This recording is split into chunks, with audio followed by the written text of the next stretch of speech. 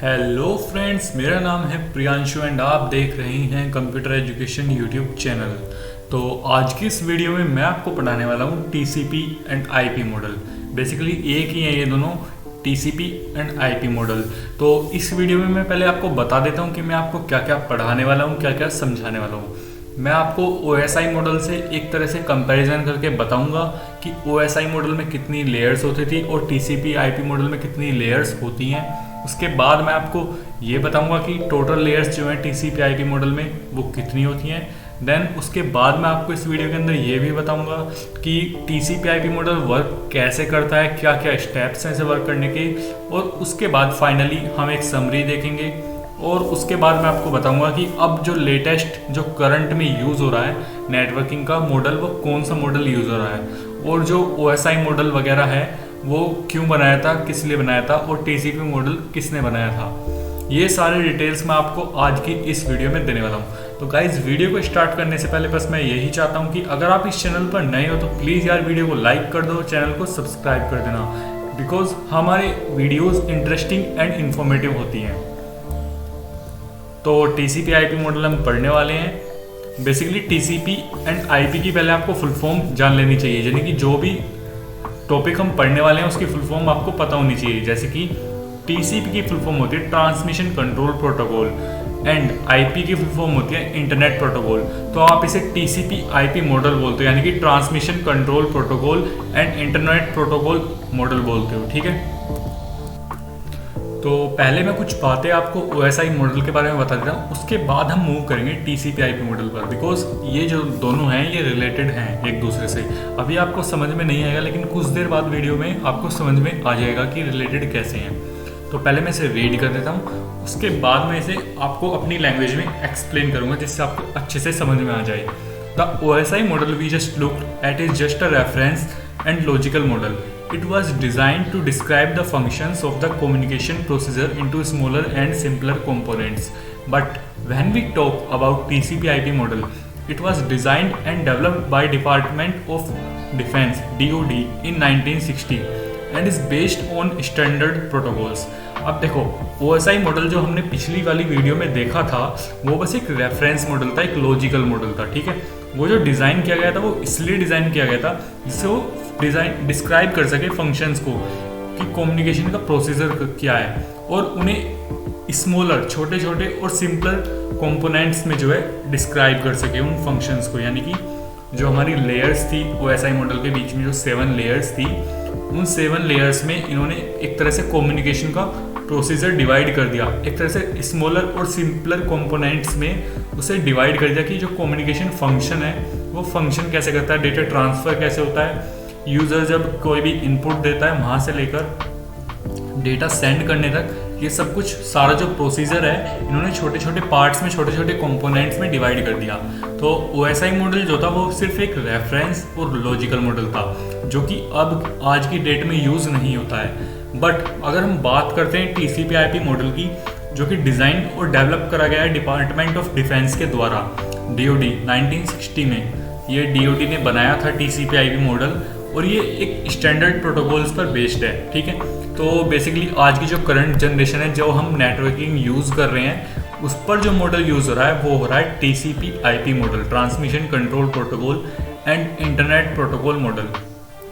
तो आप देख सकते हैं TCP IP मॉडल जो अब यूज़ हो रहा है, it stands for transmission control protocol internet protocol. The TCP IP model is a concise version of the OSI model. अब यहाँ पर कॉन्साइज वर्जन का मतलब क्या है, मैं आपको समझा देता हूँ। देखो, जो TCP IP मॉडल है वो OSI मॉडल से ही बनाया गया है, उसे ही अपग्रेड करके बनाया गया है, ठीक है। होता क्या है कि TCP जो OSI मॉडल था उसके अंदर 7 लेयर्स थी जो वर्क करती थी, लेकिन जो TCP IP मॉडल है उसके बारे में मैं आपको बताऊं तो इसके अंदर सिर्फ 4 लेयर्स हैं। तो यहाँ पर लिख भी रहा है, देखो, आप देखो स्क्रीन के ऊपर, it contains 4 layers unlike 7 layers in the OSI model.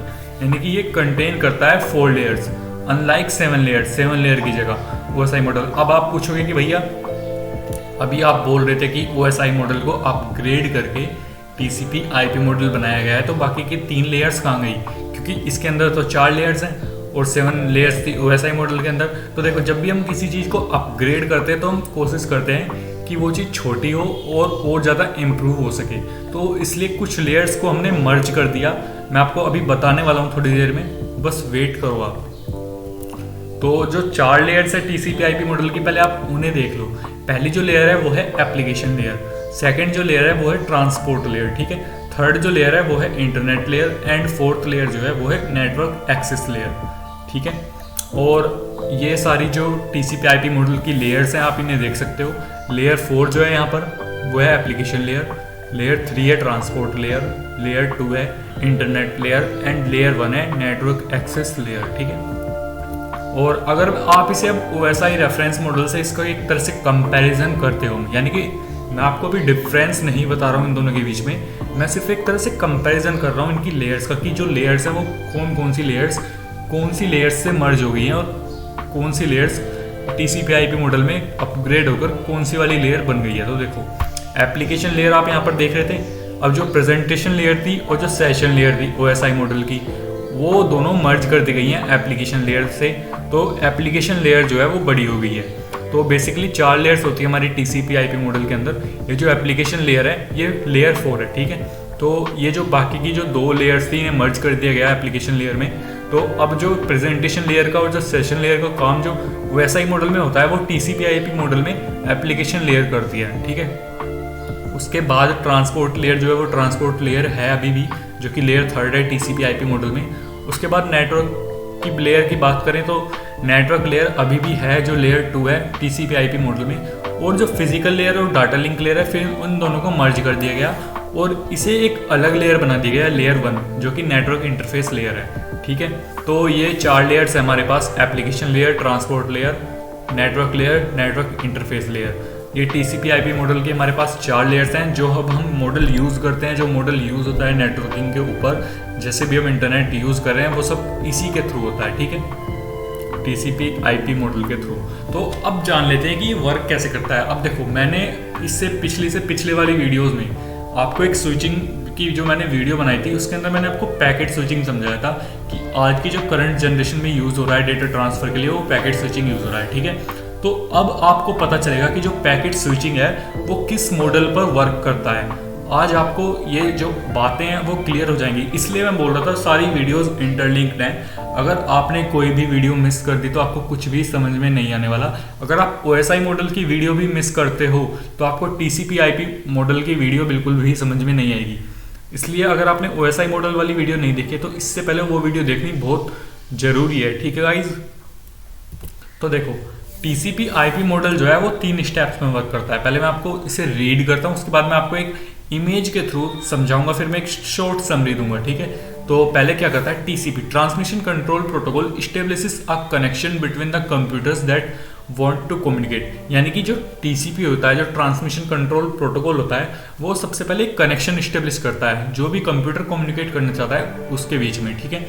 It divides the file और messages to be transmitted into small units called packets. और ये जो ट्रांसमिशन कंट्रोल प्रोटोकॉल होता है, ये फाइल्स को और मैसेजेस को जो भी कंप्यूटर A अगर सेंड करना चाहता है कंप्यूटर B को, यानी कि अगर पर्सन A अपने कंप्यूटर से सेंड करना चाहता है पर्सन B को, कंप्यूटर B को, तो पर्सन A की जो फाइल्स और मैसेजेस होंगी, ठीक है, उन्हें ये छोटे छोटे स्मॉल यूनिट्स में तोड़ देगा जिन्हें हम पैकेट्स बोलते हैं। It also sequences the packets. और ट्रांसमिशन कंट्रोल प्रोटोकॉल ही उन्हें सीक्वेंस में लगाता है पैकेट्स को, यानी कि पैकेट्स के हेडर में इंफॉर्मेशन होती है पैकेट नंबर और destination address, location address, source address, ठीक है। तो वो सब कुछ ये काम TCP ट्रांसमिशन कंट्रोल प्रोटोकॉल करता है। और जो पैकेट स्विचिंग है वो इस मॉडल पर वर्क करती है, TCP/IP मॉडल पर। और यही मॉडल हमारा करंट जनरेशन में जो आज की हम नेटवर्किंग यूज़ कर रहे हैं, जिसके थ्रू आप मेरी वीडियो अगर फ़ोन में देख रहे हो या फिर अपने लैपटॉप में देख रहे हो, PC में देख रहे हो, तो जो डेटा जो ये जा रहा है आप तक YouTube के थ्रू भी, जिससे आप स्ट्रीम कर रहे हो, वो सब कुछ जिस मॉडल पर वर्क कर रहा है वो TCP/IP मॉडल पर वर्क कर रहा है, ट्रांसमिशन कंट्रोल प्रोटोकॉल या फिर बोलूँ इंटरनेट प्रोटोकॉल मॉडल पर वर्क कर रहा है, ठीक है। तो इसने सीक्वेंस में लगा दिया उन पैकेट्स को, ठीक है। अब चलते हैं सेकेंड स्टेप पर। तो सेकेंड स्टेप क्या है, IP label source and destination address on each packet. अब सेकेंड स्टेप में क्या होता है कि ये सोर्स एड्रेस और डेस्टिनेशन एड्रेस जो है वहाँ पर दे देता है। जो TCP/IP मॉडल है ये हेल्प करता है पैकेट स्विचिंग की, ठीक है। It decides the route through which packets are forwarded towards the destination. और ये डिसाइड भी करता है, हमारा TCP/IP मॉडल जो है वही डिसाइड करता है कि इसे किस रूट के थ्रू जाना है अपनी डेस्टिनेशन तक। यानी कि अगर पर्सन A जो है वो अपने कंप्यूटर से कोई भी फाइल या मैसेजेस सेंड कर रहा है पर्सन B को, तो जो हमारा TCP/IP मॉडल है वो डिसाइड करेगा कि ये जो पैकेट्स हैं जो उसने ब्रेक किए हैं, मैसेजेस और फाइल्स के जो छोटे छोटे स्मॉल यूनिट्स में जो पैकेट्स बने हैं वो किस रूट के थ्रू जाएंगे पर्सन B के कंप्यूटर तक। ठीक है, it is not necessary that all the packets will follow the same path and reach the destination in the same sequence in which they were dispatched. तो यहाँ पर लिखा है, देखो बिल्कुल सही बात लिखी है मैंने, जैसे कि आपको पैकेट स्विचिंग के अंदर बताया था। मतलब कि ये जरूरी नहीं है कि सारे जो पैकेट्स हैं वो बिल्कुल सेम पाथ फॉलो करें, यानी कि वही रास्ता फॉलो करें जो पहला पैकेट फॉलो कर रहा है। मान लो एक मैसेज सेंड किया मैंने हेलो, ठीक है, तो 5 पैकेट्स में वो डिवाइड हो गया। तो अगर उस हेलो मैसेज का जो पहला पैकेट्स है जो दूसरा पैकेट है, अगर दोनों सेम रास्ता फॉलो कर रहे हैं, सेम पाथ फॉलो कर रहे हैं, तो जरूरी नहीं है कि बाकी के जो 3 पैकेट्स है वो भी सेम पाथ फॉलो करें। फर्क नहीं पड़ता किसी भी नेटवर्क से होकर जाएं, किसी भी पाथ से होकर जाएं। और ये भी फर्क नहीं पड़ता कि जहाँ पर वो पहुँचे हैं, जो डेस्टिनेशन लोकेशन थी, अगर पर्सन B के कंप्यूटर तक वो पहुँचे हैं तो वो बिल्कुल सेम सीक्वेंस में पहुँचे जैसे वो डिस्पैच हुए थे। यानी कि जिस सीक्वेंस में वो लगे थे, जिस सीक्वेंस में वो भेजे गए थे, ज़रूरी नहीं है कि वो जहाँ पर भेजे जा रहे हैं, यानी कि जो पर्सन B के कंप्यूटर तक अगर भेजे जा रहे हैं तो उसी सीक्वेंस में वो वहाँ पर पहुँचे, ये ज़रूरी नहीं है। ठीक है, तो ये सेकंड स्टेप था। अब थर्ड स्टेप को देख लेते हैं। थर्ड स्टेप क्या होता है? At the destination computer TCP reassembles the received packets. अब जब कंप्यूटर जो डेस्टिनेशन होती है, यानी कि अगर पर्सन B के कंप्यूटर पर जब वो मैसेजेस और फाइल्स जो है वो स्मॉल पैकेट्स में आ जाते हैं, तो TCP क्या करता है, ट्रांसमिशन कंट्रोल प्रोटोकॉल जो होता है वो उन पैकेट्स को रीअसेंबल कर देता है। It ensures that the packets are reassembled in the same sequence. और ये एंश्योर भी करता है कि जो पैकेट्स हैं वो मतलब सेम सीक्वेंस में जिस तरीके से डिस्पैच्ड हुए थे उन्हें रीअसेंबल कर देता है, उन्हें उसी सेम सीक्वेंस में लगा देता है। ठीक है, इन विच दे वर डिस्पैच्ड, यानी कि जैसे वो भेजता है उसी तरीके से वो वहाँ पर रीअसेंबल करता है। ये सारा काम आपका ट्रांसमिशन कंट्रोल प्रोटोकॉल का होता है। This way TCP transmission control protocol is able to deliver the complete message in the original form. और इसी तरीके से जो होता है ट्रांसमिशन कंट्रोल प्रोटोकॉल जो होता है वो आपका कंप्लीट मैसेज जो है डिलीवर कर देता है ओरिजिनल फॉर्म में, पर्सन A के कंप्यूटर से पर्सन B के कंप्यूटर पर। तो गाइस अब आपको पता चल गया होगा कि एक छोटे से छोटा मैसेज भी आपका, अगर आप व्हाट्सएप पे सेंड कर रहे हो, फेसबुक पे, इंस्टाग्राम पे, अगर आप कोई भी सोशल नेटवर्किंग साइट यूज़ कर रहे हो या फिर अगर आप कोई भी सिंपल मैसेज यूज़ कर रहे हो, तो वो कैसे जाता है एक बंदे से दूसरे बंदे के पास, आपको ये बिल्कुल अच्छे से क्लियर हो गया होगा। ठीक है, तो आपको स्विचिंग भी अच्छे से आ गई, पैकेट स्विचिंग भी समझ में आ गया, OSI मॉडल भी आ गया और TCP और IP का जो वर्क है वो भी अच्छे से समझ में आ गया। अब मैं चाहता हूँ कि जो अभी मैंने थ्योरी वाइज पढ़ाया उसे आप एक बार एक इमेज के थ्रू देखो और समझ लो, इससे आपको अच्छे से क्लियर हो जाएगा। तो देखो यहाँ से एक कंप्यूटर A है, यहाँ से इसने इमेज सेंड करी, तो TCP/IP प्रोटोकॉल जो है ट्रांसमिशन कंट्रोल प्रोटोकॉल, उसने क्या किया कि उस इमेज को पैकेट्स में ब्रेक कर दिया। ठीक है, उसके बाद राउटर के थ्रू, यानी कि यहाँ पर ये इंटरनेट प्रोटोकॉल जो है वो राउटिंग करेगा और इसे सेंड करेगा इमेज को। तो देखो यहाँ से किस तरीके से जो पैकेट्स थे वो इस तरीके से गए थे और यहाँ पर किस तरीके से आए आप देख सकते हो। तो यहाँ पर जो होता है, जो कंप्यूटर B के पास जो होता है, जो ट्रांसमिशन कंट्रोल प्रोटोकॉल होता है, इसका जो काम होता है वो ये होता है कि जिस फॉर्म में पैकेट्स यहाँ से डिस्पैच्ड हुए थे, यानी कि यहाँ से भेजे गए थे, उसी फॉर्म में उसी सीक्वेंस में इन पैकेट्स को मैं यहाँ पर लाकर पुट कर दूँ और जो मैसेज वहाँ से भेजा गया था वो जो कंप्लीट मैसेज है वो बिल्कुल इसके पास पहुँचा दूँ, कंप्यूटर B के पास। तो इमेज यहाँ से इस तरीके की सेंड हुई थी। तो आप देख सकते हो ये सब काम TCP का काम होता है, ट्रांसमिशन कंट्रोल प्रोटोकॉल का, और इसने उन्हीं सीक्वेंस में इन पैकेट्स को लगा दिया, उन्हीं मतलब बिल्कुल करेक्ट लोकेशन पर पहुंचा दिया और इमेज बिल्कुल ऐसे ही फॉर्म हो गई कंप्यूटर B के पास। जैसे इस कंप्यूटर A ने मैसेज सेंड किया था कंप्यूटर B को, बिल्कुल ऐसे ही मैसेज इसके पास पहुंच गया। तो अगर आपको थ्योरी वाइज समझ में नहीं आया तो मैंने आपको इमेज के थ्रू समझा दिया। तो आपको आई होप अब ये सब कुछ कि TCP/IP मॉडल वर्क कैसे करता है वो सब कुछ क्लियर हो गया होगा।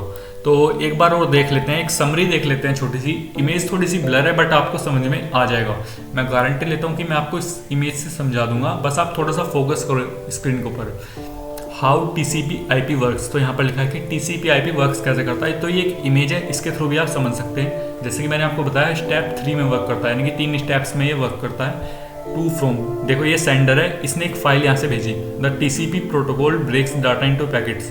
तो इसने पैकेट्स में से ब्रेक कर दिया, और एक पैकेट ये है, एक पैकेट ये है, एक ये है। तो बहुत सारे राउटर लगे हुए हैं रास्ते में, बहुत सारे नेटवर्क है। तो मान लो बहुत सारे पैकेट्स है, तो कुछ पैकेट्स इधर से जाएंगे, कुछ पैकेट्स इधर से जाएंगे, कुछ इधर से होकर जाएंगे, कुछ इधर से होकर जाएंगे। मतलब कहीं से भी होकर जाएंगे, कोई फर्क नहीं पड़ता हमें। बस हमारा जो मैसेज है वो बिल्कुल सही फॉर्म में हमारे जो रिसीवर है उसके पास पहुंच जाना चाहिए, ठीक है। तो स्टेप 2 देखो अगर आप, the packets travels from router to router over the internet according to the IP protocol. वो जो इंटरनेट प्रोटोकॉल होता है उसके थ्रू राउटर टू राउटर ये जो पैकेट्स हैं ये ट्रेवल करते हैं, ठीक है, on the network. The TCP protocol reassembles the packets into the original form, ठीक है। तो जो TCP प्रोटोकॉल होता है वो दोबारा से जिस फॉर्म में पैकेट्स जो है वो डिस्पैच हुए थे, जिस फॉर्म में जो सीक्वेंस वाइज में जो डेस्टिनेशन एड्रेस के थ्रू जो पैकेट सेंडर के वहाँ से डिस्पैच हुए थे, वो उसी फॉर्म में यहाँ पर लाकर उन्हें लगा देता है रिसीवर के पास। तो इस तरीके से यहाँ से कंप्लीट जो मैसेज होता है वो यहाँ पर फॉर्म हो जाता है, ठीक है। तो आई होप गाइस आपको आज की वीडियो बहुत ही अच्छी लगी होगी। अगर आपको वीडियो थोड़ी सी भी इंटरेस्टिंग लगी हो, इंटरेस्टिंग के साथ साथ वीडियो इन्फॉर्मेटिव भी लगी हो, तो प्लीज़ यार चैनल को सब्सक्राइब कर देना और वीडियो को लाइक कर देना।